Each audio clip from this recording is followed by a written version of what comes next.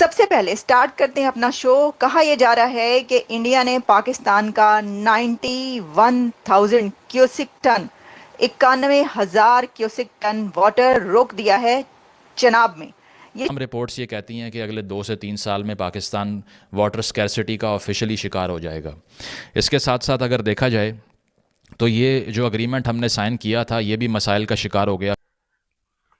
پاکستان اور بھارت کے اوپر یہ دو بدنما داغ ہیں. عزیز دوستوں، سندھ میں تو پروٹیسٹ زبردست چل رہا ہے اور سندھی کھڑے ہو گئے ہیں. چناب کی بات ہو رہی ہے کہ چناب میں بھارت کی طرف سے جو پانی آتا تھا وہ پانی بند کر دیا ہے. بھارت کی طرف سے پاکستان کا پانی بند کر دیا گیا ہے جو پاکستان کو دیا گیا. آپ نے اگر دیکھا ہو تو گلگت سے یہ شروع ہوتا ہے اور across the entire geography of Pakistan یہ فلو کرتا ہے. اور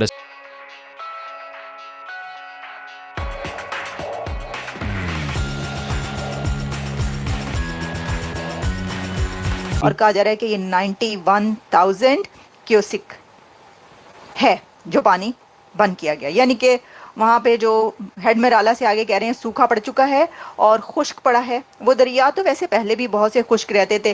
ہم نے تو لاہور میں کبھی جو دریائے راوی ہے اس کو بہت ہی کم بھرے ہوئے دیکھا. خیر وہ تو تھوڑا سا ہٹ کے بھی ہے، اس طرف جانا کبھی کبھار ہوتا تھا، لیکن اکثر یہ کہتے تھے جی راوی تے سکا پہ آ جائے، تو وہاں پہ بھی پانی کم ہی ہوتا تھا. لیکن ٹھیک ہے، خبر یہ ہے کہ جی خبر ہم نے آپ کو بتا دی کہ بھارت نے چناب کا پانی جو ہے وہ روک دیا. لیکن یہ تو اوکے ہو رہا ہے نا، یہ تو کھلے عام ہو رہا ہے. اب تو وہ سرعام کھلے عام بھارت کے جو پرائم منسٹر ہیں وہ اپنی سپیچز میں یہ کہہ رہے ہیں کہ ہم گھس کر ماریں گے، ہم تباہ و برباد کر دیں گے. یہ سب تو وہ پہلے جو باتیں کبھی نہیں سنی تھی ان کے منہ سے اب وہ بھی سننی پڑی ہیں. لیکن پانی تو بند ہو رہا ہے. اور یہ تو جب جنگ نہیں ہوئی تھی سٹارٹ، جو ابھی کچھ دن پہلے جنگ ہوئی ہے 4 دن کی 3 دن کی، اس سے پہلے ہی پانی روکا گیا تھا ان کی طرف سے اور چھوڑا بھی گیا تھا، جس کے اوپر بڑی واویلا مچا تھا. لیکن میں آپ کو بتانا چاہتی ہوں کہ اس کے اوپر کیا کہا گیا.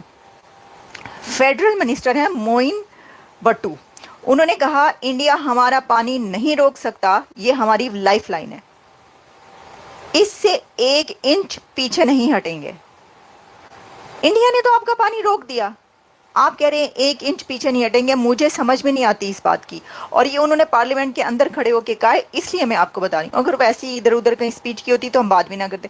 پارلیمنٹ کے اندر کھڑے ہو کے آپ یہ بول رہے ہیں کہ انڈیا ہمارا پانی نہیں روک سکتا، یہ ہماری لائف لائن ہے، ہم 1 انچ بھی پیچھے نہیں ہٹیں گے. انڈیا نے آپ کا 91,000 کیوسک واٹر جو ہے وہ روک لیا ہے چناب میں.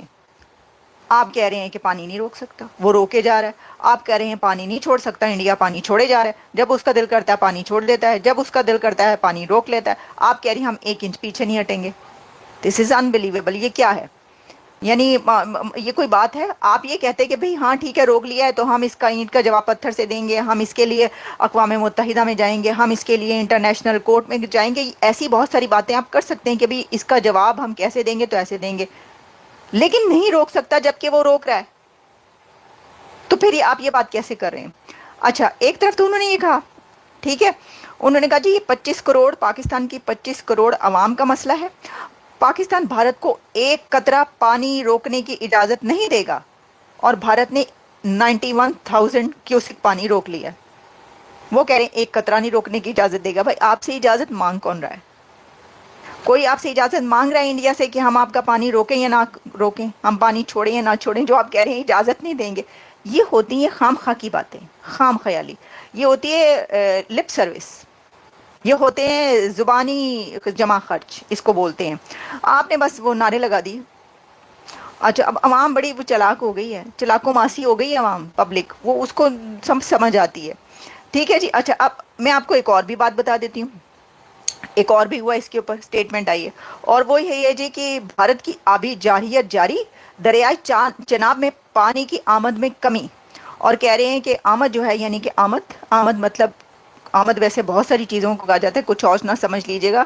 یعنی پانی کی جو آمد ہے چناب میں، وہ کہہ رہے ہیں وہ 37,600 کیوسک کم ہو گئی ہے، جس کے بعد پانی کی آمد 7,200 کیوسک رہ گئی ہے. تو انہوں نے کہا جی، وابڈا نے یہ بتایا ہے کہ گزشتہ روز دریائے چناب میں جو پانی کی آمد تھی وہ 44,800 کیوسک تھی. تو اس طرح آپ دیکھ لیں کتنا کم ہو گیا. جو بھی ہے چلیں, یہ ہے سچویشن. اور وہ کہہ رہے ہیں کہ جی ہم جو ہے ہم نہیں مانتے ظلم کے یہ رابطے. اس طرح نہیں چلتا بھائی. آپ یہ کہتے رہیں اس کا کیا فائدہ ہونا ہے. ایک اور آپ کو بتاتی ہوں. اچھا چلیں یہ پھر بات کریں گے. اس کے علاوہ جہلم پاکستان کو ملا. ہندوستان کے حصے میں راوی, ستلج اور بیاس آئے. تو اس طرح سے 1960 میں یہ معاہدہ طے ہو گیا. اب اس معاہدے کے تحت آپ دیکھیے کہ پاکستان کو انڈس واٹر سسٹم کے جو 6 دریا ہیں اس میں سے 80% پانی دیا گیا. 80% of the water which is 135 million acre feet. 135 million acre feet Pakistan کو ملا.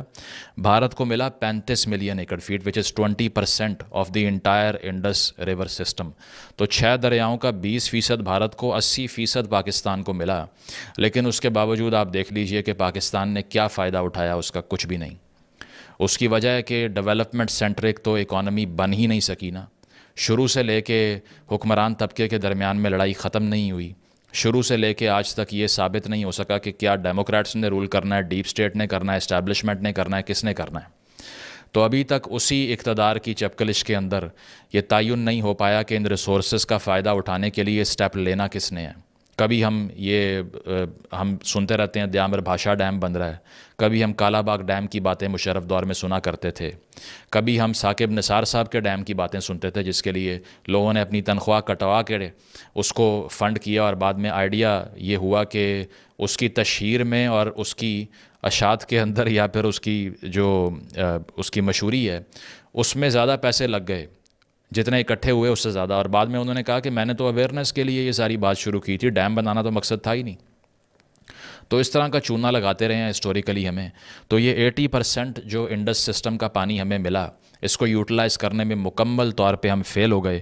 ایک رپورٹ کے مطابق $29 بلین ورتھ کا پانی ہر سال پاکستان سے گزر کے عربین سی میں گر جاتا ہے. یعنی کہ ہم اور آپ $29 ارب ضائع کرتے ہیں اس پانی کے آگے بند نہ باندھ کے, ڈیم سائٹس نہ بنا کے, اس کے علاوہ سٹوریج سائٹس نہ بنا کے, ڈیم نہیں بناتے. اور جو 2 تربیلا اور منگلا ڈیم ہمارے پاس ہیں دن بدن وہ سلٹنگ کا شکار ہو رہے ہیں. ان کے اندر جو سلٹ ہے, جو سینڈ ہے, اس کا لیول بڑھتا جا رہا ہے, سٹوریج کیپیسٹی کم ہوتی جا رہی ہے, اور بیٹھ کے انتظار کر رہے ہیں تباہی کا. میں سیلیوٹ کرتا ہوں سندھیوں کو کہ وہ کھڑے ہو گئے ہیں, آواز اٹھا رہے ہیں. آصفہ بھٹو, بلاول کی چھوٹی بہن, سب سے چھوٹی بہن, اس کو بھی روزگار کے لیے بہت دھکے کھانے پڑے ہوں گے. یہ اس وقت پاکستان کی فرسٹ لیڈی ہے, کیونکہ آصف زرداری کی بیوی تو نہیں ہے, مر گئی ہے بے نظیر بھٹو. اللیگل بہت ہیں لیکن وہ آفیشلی فرسٹ لیڈی نہیں بن سکتے. تو یہ فرسٹ لیڈی ہے. اس کو ایک سیٹ خالی کروا کے وہاں سے ان اوپوز جتوایا گیا ہے. تو یہ پارلیمنٹ میں بھی ہے. یہ ابھی سندھ میں جا رہی تھی. ان کو بڑا مان ہے کہ سندھی ہمارا غلام ہے, سندھی ہماری غلامی سے ہٹے گا نہیں. آج میں نے دیکھا ہے, میں حیران ہوتا ہوں کہ وہ کٹر جیالے جو کہ پیپلز پارٹی کے ہوتے تھے, بی بی رانی شہید, آج وہ گالیاں دے رہے ہیں, کھل کے گالیاں دے رہے ہیں. تو یہ بھائی صاحب کھل کے, حالانکہ لشکر میں نکلتی ہے, پیچھے 15 پولیس کی اور آرمی کی گاڑیاں, آگے 15 پولیس کی اور آرمی کی گاڑیاں. اس کے اوپر سندھیوں نے پورے ہائی وے بلاک کیے ہوئے ہیں. سندھ کے سارے ہائی وے بلاک ہیں. پنجاب کوئی چیز جا نہیں پا رہی کیونکہ پنجاب کی ساری محتاجی کراچی ہے, پورٹ کراچی ہے. جتنا باہر سے سامان آتا ہے کراچی سے آتا ہے, پھر بائی روڈ جاتا ہے پنجاب. انہوں نے سارے ہائی وے بلاک کیے ہوئے ہیں.